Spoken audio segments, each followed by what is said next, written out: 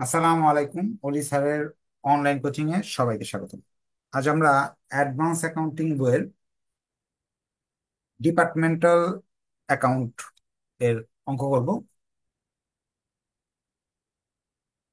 Final ইয়ারের জটিল একটা বই হলো অ্যাডভান্স অ্যাকাউন্টিং 2। এই সাবজেক্টের মোটামুটি অধ্যায় আছে 12টা। এই 12টা অধ্যায়ের মাঝে এই বছরের জন্য ডিপার্টমেন্টাল অ্যাকাউন্টটা, ডিপার্টমেন্ট অ্যাকাউন্ট ইম্পর্টেন্ট। যারা একটু উইক বা আপনার পাশ করতে চাচ্ছেন তাদের জন্য এই goodwill, royalty, department, non profit, এই 4টা অধ্যায় করবেন 12টার মাঝে। এই 4টা করলেই 4টা অঙ্ক কমন থাকবে ইনশাল্লাহ। যদি আপনি 3টাও দিতে পারেন তারপর মোটামুটি ফার্স্ট ক্লাসের রেজাল্ট চলে আসবে, সাথে একটা থিওরি থাকে। আর যারা এ প্লাস বা আরো ভালো করতে চান, রেড মার্কের এই 4টা অধ্যায় করবেন ফার্স্টে। আর ব্রাঞ্চ এন্ড ডিপার্টমেন্ট দুইটার মাঝে একটা আসে। গত বছর যেহেতু ব্রাঞ্চ আসছে, এবছর ডিপার্টমেন্ট আসার সম্ভাবনা সবচেয়ে বেশি। তাই আমি ডিপার্টমেন্টটা সহজ এবং এবছর আসার সম্ভাবনা আছে বলে আগে করাচ্ছি। তা ক্লাস শুরু করার আগে আপনাদের কাছে বলবো, সবাই একটু কষ্ট করে শেয়ার করবেন যাতে অন্যরা ওই ক্লাস দেখে উপকার পায়।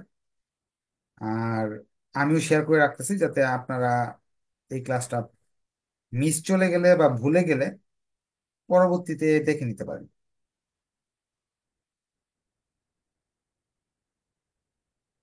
এই চ্যাপ্টারটা আবার ডিগ্রি যারা থার্ড ইয়ার আছে তাদের জন্য ইম্পর্টেন্ট, তাদের বইতেও আছে, তারাও এই ক্লাসটা করতে পারবে।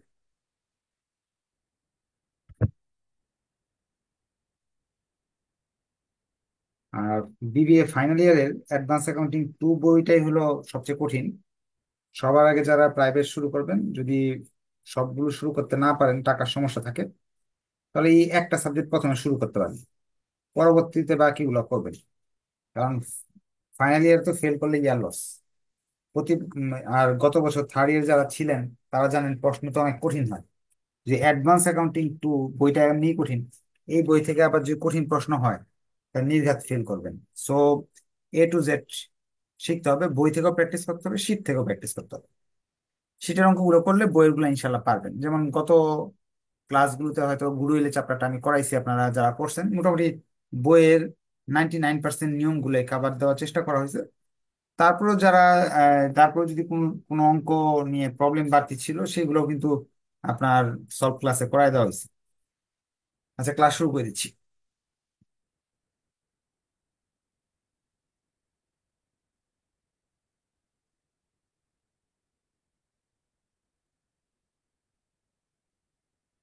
ডিপার্টমেন্টাল অ্যাকাউন্ট বা ডিপার্টমেন্ট অ্যাকাউন্ট, এটা হলো আপনার ডিপার্টমেন্ট অ্যাকাউন্টের একটু বেসিক আলোচনা করে দিই। বেসিক না জানলেও চলবে, কিন্তু অঙ্ক করার ক্ষেত্রে বেসিক জানা থাকলে বেশ সুবিধা হয়। আমরা আপনার ওই বিভিন্ন দোকান দেখছি, দোকান দিয়ে বুঝাই। যেমন একটা মার্কেটে বা একটা দোকান দেখবেন, এরকম একটা দোকান যদি থাকে, বড় দোকান, এইদিকে হয়তোবা আপনার শপিং মল গুলা দেখবেন, এইদিকে খাবার, ফুড, খাবার পাওয়া যাচ্ছে, এইদিকে কসমেটিক্স পাওয়া যাচ্ছে, এইদিকে হয়তো ক্লথ, কাপড় পাওয়া যাচ্ছে। হ্যাঁ, এরকম ভাবে 3টা জিনিস বিক্রি করতেছে একটা দোকানের ভিতরে। এইটা একটা ডিপার্টমেন্ট, এটা একটা ডিপার্টমেন্ট, এটা একটা ডিপার্টমেন্ট। 3টা ডিপার্টমেন্টে আলাদাভাবে বিক্রয় হয়, আলাদা বিক্রয় কর্মী আছে। 3টা ডিপার্টমেন্টের আলাদা মুনাফা, সব হিসাব করা হয়। কারণ এরা হয়তোবা 1 লাখ টাকা পণ্য বিক্রি করছে, তাদের হয়তোবা কিনা পড়ছে 40,000, 60,000 টাকা লাভ। ওনারা হয়তো 2 লাখ টাকার প্রোডাক্ট বিক্রি করছে, কেনা পড়ছে হয়তো 1,20,000, এখানে 80,000 টাকা লাভ। এটা ছোট হয়তো বা এটা যে 50,000 টাকার মাল বিক্রি হচ্ছে, এখানে হয়তো বা আপনার 40,000 টাকা খরচ পড়ছে, 10,000 টাকা লাভ। এভাবে 3টা ডিপার্টমেন্টে কিন্তু আলাদা মুনাফা বের করা সম্ভব। কিন্তু এই তিনটা ডিপার্টমেন্টের জন্য সমস্যাটা দেখা দেয় যে ভাড়াটা যখন একসঙ্গে দেওয়া হয়। ধরেন এটার ভাড়া আছে, দোকানটা পুরো ভাড়া আছে 1 লাখ টাকা, আর তিনজনকে যদি ভাগ করে দেওয়া হয়, সে ছোট দোকান নিচে, তারও 30,000 টাকা ভাড়া দিতে হচ্ছে। তার সাইজটা বড় হয়, তার সাইজটা বড় হয়, তাদের 30,000 দিতে হচ্ছে। তাহলে কি দেখা যায় তার মুনাফাটা কমে যায়, সিটা ছোট জায়গা নিয়ে কিন্তু বেশি করে ভাড়া দিতে হচ্ছে। বা তিনজনের জন্য একটা ম্যানেজার রাখা হয়েছে, বা তিনটার বিদ্যুৎ বিল কি হয় একসঙ্গে দিতে হয়। এখন তিনজনকে যদি সমান ভাগ করে দেওয়া হয় তাহলে তাদের জন্য এটা অন্যায় হয়ে যাবে, কারণ কেউ ছোট কেউ বড়। ডিপার্টমেন্টাল অ্যাকাউন্ট বা ডিপার্টমেন্ট অ্যাকাউন্টের মাধ্যমে আমরা কি করব আর কি, তিনটা ডিপার্টমেন্ট বা দুইটা ডিপার্টমেন্ট বা চারটা ডিপার্টমেন্টের খরচগুলো সমন্বয় করব। যার বড় বা বেশি জায়গা নিছে সে বেশি করে খরচ বহন করবে, যে কম নিছে সে কম বহন করবে। ক্লাসে আমরা এই জিনিসগুলো ডিটেলস আলোচনা করব। প্রবলেম 1, এখানে বলতেছে accountant has two department A and B. From the following particulars, find out departmental gross profit for the year ended December 31st, 2012। বলতেছে একটা প্রতিষ্ঠানের দুইটা ডিপার্টমেন্ট আছে, ওই ডিপার্টমেন্টের আহ আপনার ট্রেডিং অ্যাকাউন্ট বের করতে বলছে, বা প্রফিট এবং লস বের করার কথা বলতেছে বছর শেষে। এখন যে তথ্যগুলো আছে সেই তথ্যের আলোকে ট্রেডিং অ্যাকাউন্ট বা গ্রস প্রফিট বের করার জন্য আমরা করব এ আর বি দুইটা ডিপার্টমেন্ট যেহেতু আছে, এইভাবে অঙ্ক করবো, সনাতন পদ্ধতিতে অঙ্কটা করবো। আধুনিক পদ্ধতিতেও করা যায়, সনাতনটা বেশি সহজ, টি ছকের মাধ্যমে যেটা।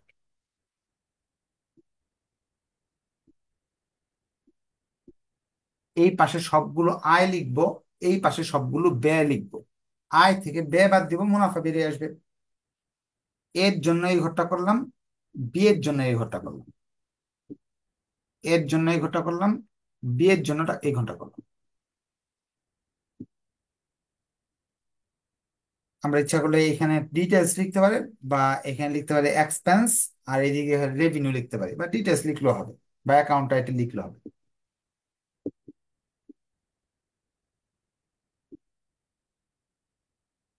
উপরে প্রতিষ্ঠানের নাম দেওয়া থাকলে প্রতিষ্ঠানের নাম, ডিপার্টমেন্টাল ট্রেডিং অ্যাকাউন্ট লিখতে পারি, ডিপার্টমেন্টাল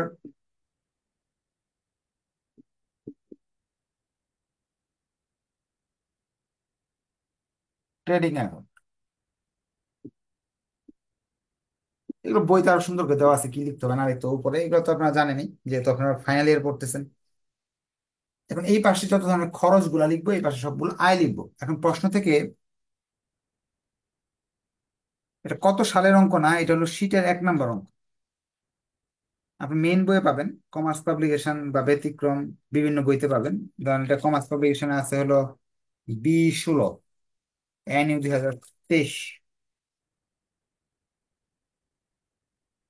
আর শীটটা একটু প্রিন্ট করে নেবেন, পড়তে হলে শীট থেকে পড়তে হবে, কারণ এই শীটের বৈশিষ্ট্য আমি বলে দিই। ধরেন এই শীটে আপনার এখানে দেখেন এই চ্যাপ্টারে টোটাল অঙ্ক আছে 8টা। এই 8টা অঙ্ক দিয়ে মেইন বইয়ে ধরেন আছে 30টা, 30টা নিয়মকে কাভার করার চেষ্টা করা হয়েছে। এই 8টা করার পর 30টা অঙ্ক আপনি পারবেন। পরবর্তীতে যেটা পারবেন না সেটা আমরা সলভ ক্লাসে সমাধান করব। যে এই অঙ্কটা পারতেছি না বইয়ের, সেই অঙ্কটা পারতেছি না, সলভ ক্লাসে সেটা সমাধান করব। এখন প্রশ্নে আমাকে দেওয়া আছে ওপেনিং ইনভেন্টরি অ্যাট কস্ট, খরচ পড়ছে 30,000, এবং এ তে 30,000, বি তে 18,000। তাহলে ওপেনিং ইনভেন্টরি এই পাশে লিখতে হবে। আমরা লিখবো ওপেনিং ইনভেন্টরি 30,000 টাকা এর জন্য খরচ পড়ছে, বির জন্য খরচ পড়ছে হলো 18,000। না বুঝতে পারলে কষ্ট করে লিখবেন, কমেন্ট করবেন, বা হ্যান্ড রাইজ করে কোয়েশ্চেন করবেন। বুঝতে পারলে ওকে লিখবেন। পারচেস, পারচেস আমাদের খরচ, মাল কিনলে খরচ হয়। এই যে এই দুইটা খরচ দেওয়া আছে, আমি দুইটা খরচ আমি লিখে ফেলবো। 1,38,000 এর জন্য, বির জন্য 1,02,000।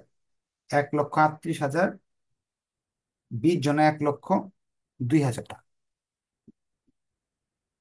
এটা হলো পারচেস, ক্রয়। এই পাশ দিয়ে ওপেনিং ইনভেন্টরি এবং পারচেজ লিখবো, এই দিক দিয়ে লিখবো সেলস এবং ending inventory. Sales plus closing inventory, closing inventory বা ইন্ডিং ইনভেন্টরি। দেখি এগুলো আছে কিনা। ক্যারেজ ইনওয়ার্ড, ক্যারেজ ইনওয়ার্ড হলো ক্রয় পরিবহন খরচ। ওয়েজেস, ওয়েজেস মানে হলো মজুরি, এইগুলো আমাদের খরচ। তাহলে এই খরচগুলো এই পাশে হবে, যে কোনো খরচ ব্যয় এই পাশে হবে। ক্রয় পরিবহন ক্যারেজ 3,000, 3,000। ওয়েজেস 18,000, 12,000।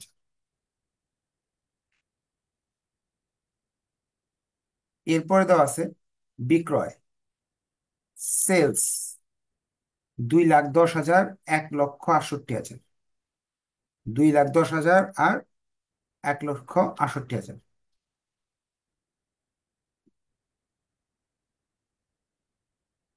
2,10,000, 1,68,000। এরপর আমার প্রশ্নে দেওয়া আছে, এখানে ট্রান্সফারের কথা কিছু বলছে এতটুকু, এটা আমি একটু পরে করতেছি, এই অংশটা পরে করব, ট্রান্সফারের বিষয়টা একটু পরে করতেছি। ক্লোজিং স্টক যেগুলো দেওয়া আছে, সমাপনী মজুত পণ্য, সমাপনী মজুত পণ্য যা দেওয়া আছে, এরটা এর ঘরে লিখতেছি, বিটটা বির ঘরে লিখতেছি। এরটা এর ঘরে, বিটটা বির ঘরে লিখতেছি।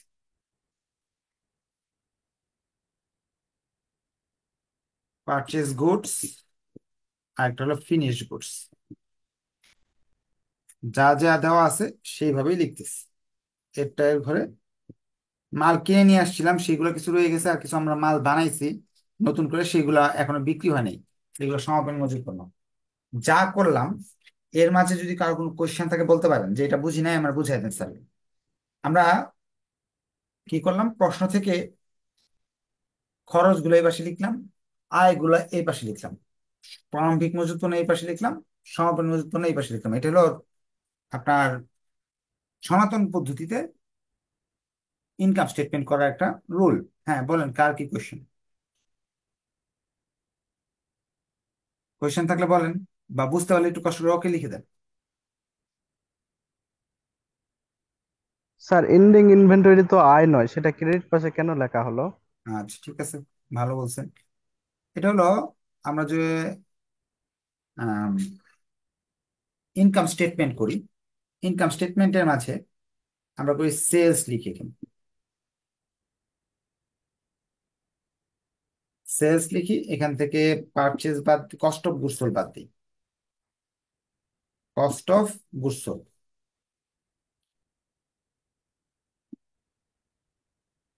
কস্ট অফ গুডস সোল্ডের মাঝে তিনটা আইটেম থাকে, একটা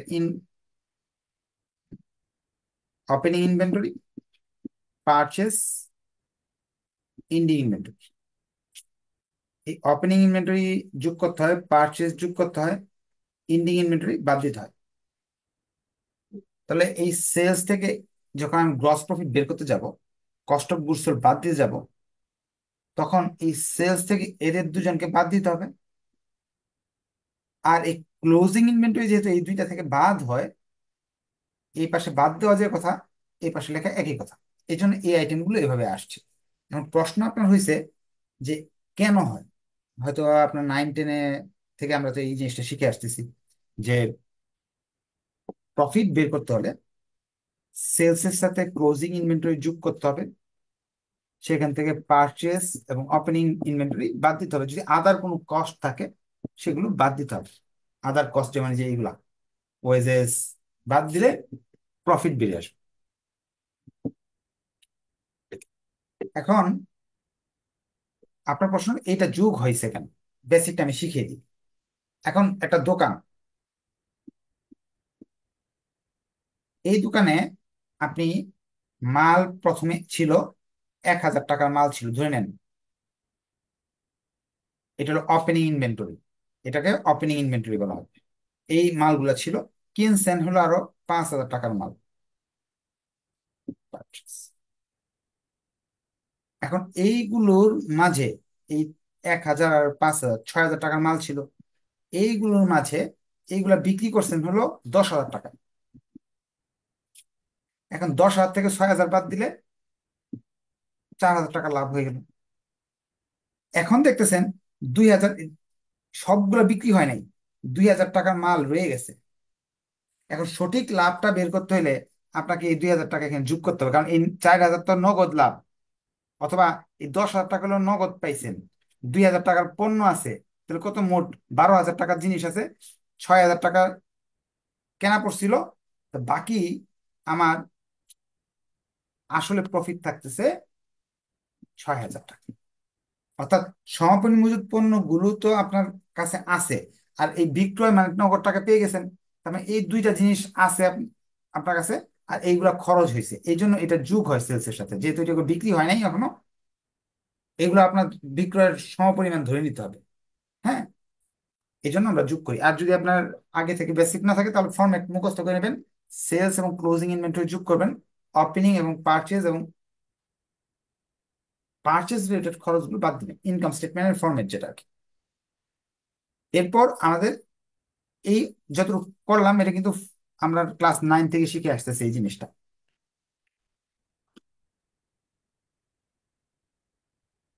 এখন ট্রান্সফারের বিষয়গুলো নতুন, এই যে এই জিনিসটা হলো ডিপার্টমেন্ট অ্যাকাউন্টের নতুন বিষয়।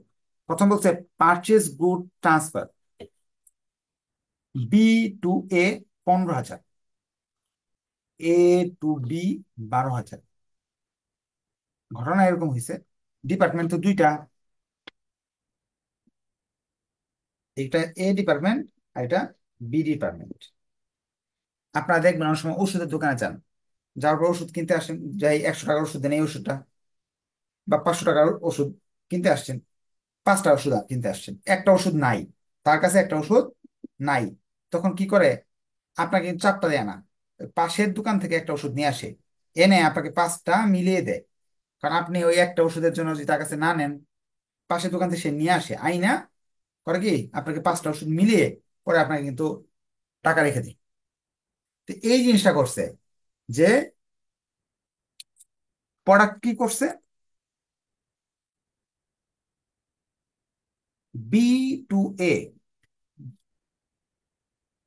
বি কাছ থেকে এ নিয়ে আসছে, এ ডিপার্টমেন্ট 15,000 টাকার পণ্য বির কাছে নিয়ে আসছে। এখন এই 15,000 টাকার পণ্য এই জায়গায় ছিল, এখানে যে নিয়ে আসলো, সে কেমনে নিয়ে আসছে, একটা জিনিস নিয়ে আসলে পারচেস করে আনতে হয়, আর তার সেলস করতে হয়েছে, বি সেলস করছে, এ হলো কিনে নিয়ে আসছে, ফ্রিতে তো আনে নাই, ফ্রিতে দিবে, কেউ দিবে না। বি যদি সেল করে, তো সেলের পাশ তো এটা, 15,000 টাকা সে মাল বিক্রি করছে, সে 15,000 টাকার মাল নিয়ে আসছে। তো এই জন্য পারচেস হলো, এই পাশটা তো পারচেস পাস, আর এটা হলো সেলস পাস, বা এটা হলো আয়ের পাস, এটা হলো ব্যয়ের পাস। যে দিল সে হলো বিক্রয় করলো বা আয় করলো, যে নিল সে ক্রয় করলো বা ব্যয় করলো। তা 15,000 টাকার পণ্য যে সে নিয়ে আসলো, এখান থেকে বির কাছ থেকে এ নিয়ে আসলো, বি এর জন্য এটা বিক্রয় হয়ে গেল, এর জন্য এটা ক্রয় হয়ে গেল। তাহলে এ ডেবিট পাশে বসবে, বি এর ক্রেডিট পাশে বসবে। কোন জিনিসটা আরেকবার দেখাচ্ছে, এটা বুঝলে কিন্তু অঙ্ক শেষ। পারচেজ গুডস ট্রান্সফার, আমরা ক্রয়কৃত মাল একজন একজনের কাছে নিয়ে আসছি, বির কাছে এ নিয়ে আসছে 15,000, বির সেলস, এর পারচেজ, বি এর আয়, এর ব্যয়। আবার 12,000 মাল করছে কি, এর কাছ থেকে বি আনছে, তার মানে এর বিক্রয়, বি এর খরচ, এর লাভ হয়েছে, বি এর খরচ হয়েছে। 12,000 আমি কি করব, বির জন্য খরচ হয়েছে, এর জন্য লাভ হয়েছে। এখানে লিখবো, এখানে লিখে নিব inter department transfer, inter department transfer,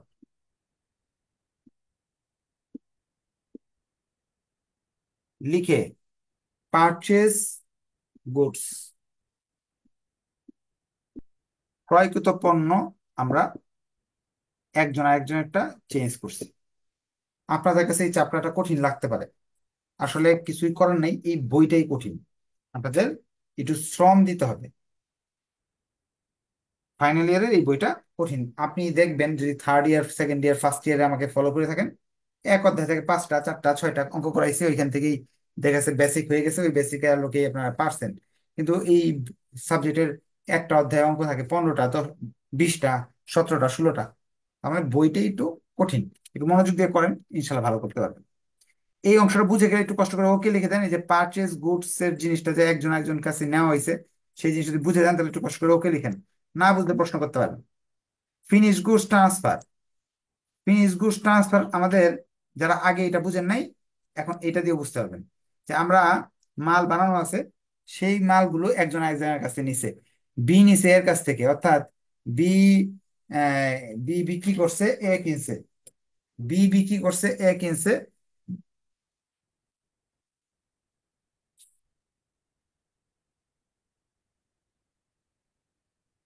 এটা হলো 52,500।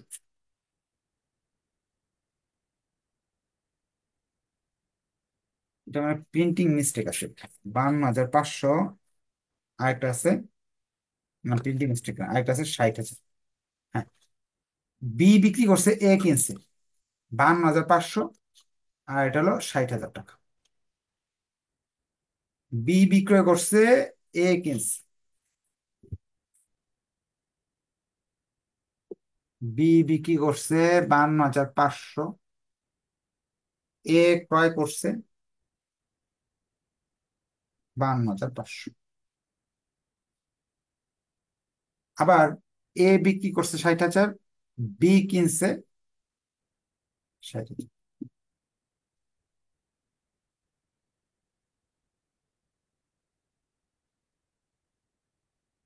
52,500 টাকা বি বিক্রি করছে, এ কিনছে। আবার 60,000 টাকা এ বিক্রি করছে, বি কিনছে। এখন ক্রয় বিক্রয় তো হলো, ফেরতের বিষয়, return of finish goods. A, B to A, বির কাছ থেকে এর কাছে চলে গেছে। বির কাছ থেকে এর কাছে চলে গেছে। বিক্রয় যে হয়েছিল, এই যে 60,000 টাকা যে বিক্রি হয়েছিল, এই বিক্রয়টা ফেরত হয়েছে, ফেরত। তো 60,000 থেকে, 60,000 টাকা যদি বিক্রি করি, তো 15,000 যদি ফেরত দিই তাহলে বিয়োগ দিতে হবে। 60,000 থেকে এই 15,000 বিয়োগ দিব। এটা ফিনিশ গুডস। Finish goods.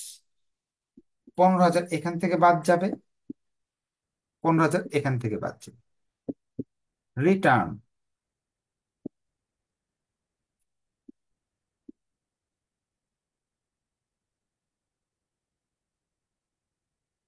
আবার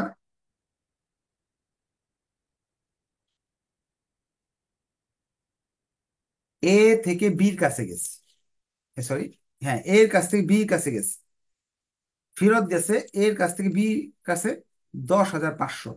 অর্থাৎ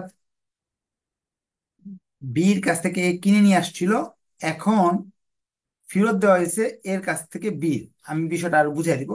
10,500, 10,000, 10,500,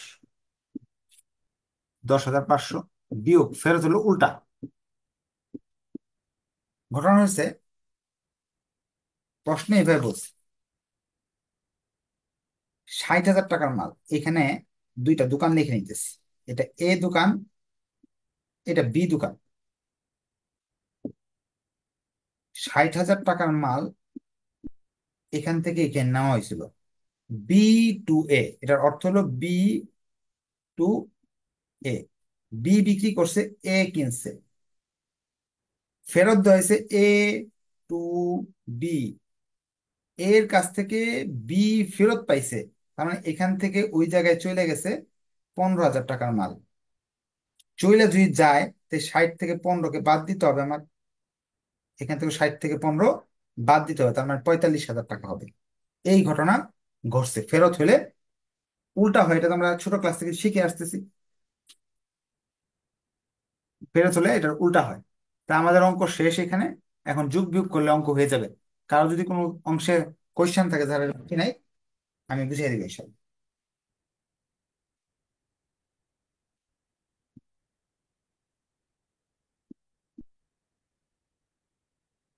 আমরা এ পাশে এর সবগুলো আইটেম যোগ করব। এই জায়গা সবগুলো আইটেম যোগ করলাম, 3,09,000 টাকা আসতেছে, 9,750। এখানে আপনার 3,09,750 এই জায়গায় লিখবো। এখান থেকে এই সবগুলো আইটেমকে বাদ দিব। বাদ দিলে দেখবেন 63,000 টাকা শর্ট পড়তেছে। 63,750, এটাকে বলে গ্রস প্রফিট। অর্থাৎ এ ডিপার্টমেন্টে 63,750 টাকা লাভ হয়েছে। বি ডিপার্টমেন্টে সবগুলো এখানে যোগ করবো, ক্রেডিট পার্সেন্টটা যোগ করবো। মোট বিক্রয় বাবদ এ টাকা আসছে 2,55,000। এই 2,55,000 টাকা থেকে আমার এই সবগুলো আইটেমকে বাদ দিতে হবে। বাদ দিলে থাকবে 63,000 টাকা। এটা লাভ হয়েছে। কোয়েশ্চেন থাকলে বলতে পারেন। হ্যাঁ, একজন হাত উঠাইছেন, দুইজন হাত উঠাইছেন, বলেন কি কোয়েশ্চেন।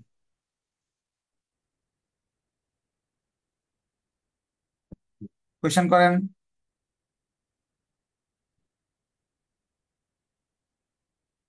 রিটার্ন স্যার, রিটার্নের রিটার্ন একটু কিছু বুঝে। বুঝেন নাই না? জি স্যার। আচ্ছা, হ্যাঁ, রিটার্নটা আমি বুঝিয়ে দিতেছি। আর কারোর কোন কোয়েশ্চেন?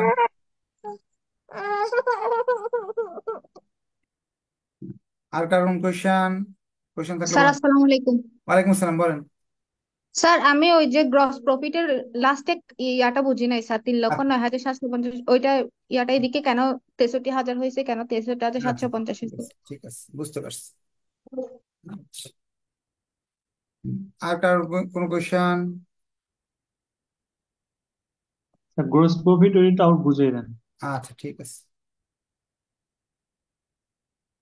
রিটার্নটা একজন বুঝে নাই, রিটার্নটা একটু বুঝিয়ে দিই। আর গ্রস প্রফিট একজন বুঝতে চাইছে। রিটার্নটা হলো, এখানে রিটার্ন মানে উল্টা, যা ঘটে তার উল্টা হবে। দেখেন, বি থেকে এর হলো এটা, এটা যদি এই পাশে হয়, আমরা ডেবিট ক্রেডিট ছোট ক্লাসে করছিলাম। ডেবিট যদি ক্রয় যদি এখানে হয়, তো ক্রয় ফেরতটা কিন্তু এই জায়গায় হয়।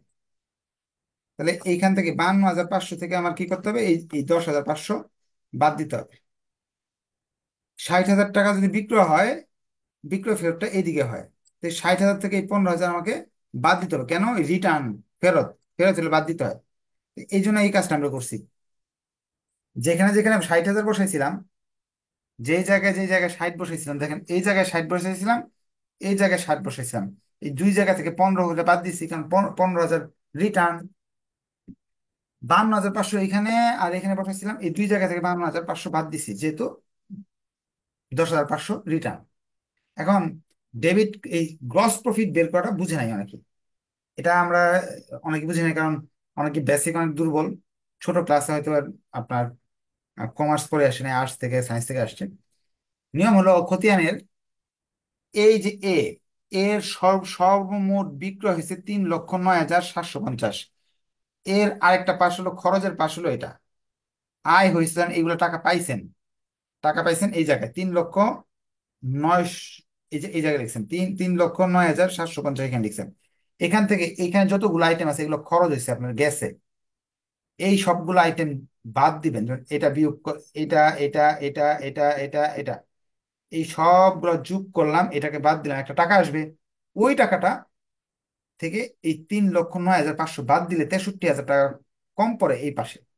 এই যেটা কম পড়বে এটা হলো আমার লাভ। কারণ 3,09,750 টাকা আমার আয় আসছে, আর এই টাকাগুলো আমার সব গেছে। হ্যাঁ, এখন এটা থেকে এইগুলো বাদ দিতে হবে, বাদ দিলে এই টাকা আসবে। মানে কি, একটা ওয়ে আছে, এমনি এমনি করবেন। যারা দুর্বল তাদের বলছি, এই টাকা থেকে এই 30,000 বাদ দিবেন, মাইনাস করবেন। এই 1,38,000 মাইনাস করবেন,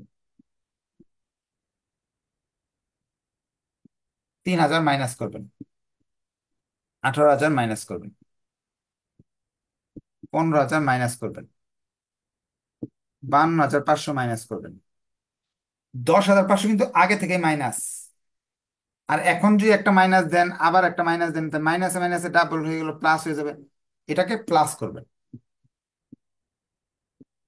সমান সমান চিহ্ন দিবেন, এই 63,750 বেরিয়ে আসবে। এটাকে ব্যালেন্স সিডিবিডি বলে। আপনার খতিয়ানের নিয়মগুলো একটু ভালো করে দেখেন, ইনশাল্লাহ বুঝবেন। বুঝতে পারলে সবাই একটু ওকে লিখে দিন। হ্যাঁ, নেক্সট ক্লাসে দেখা হবে। আপনারা এই ক্লাসে ভিডিও থাকবে, ভিডিওগুলো ভালো করে দেখবেন, দেখে আপনারা কোশ্চেন বেরোলে নেক্সট ক্লাসে পড়বেন। ধন্যবাদ সবাইকে, আসসালামু আলাইকুম।